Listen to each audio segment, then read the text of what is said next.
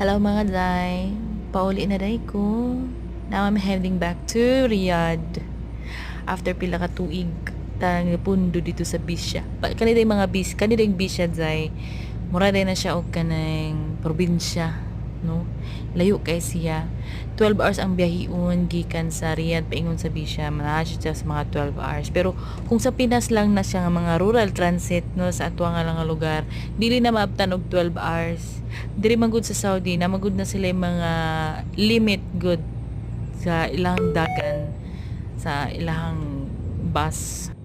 So safety ra gyud kaayo ang iyang pagpadagat pero inana ra gyud siya kanunay. Ang among driver diha Pinoy pud atong kabayan, wala adamhang Pilipino pud ang atong mahimong driver. So sa duha ka tuig ug pila ka bulan kapin kubalik ra gyud ta sa Pilipinas.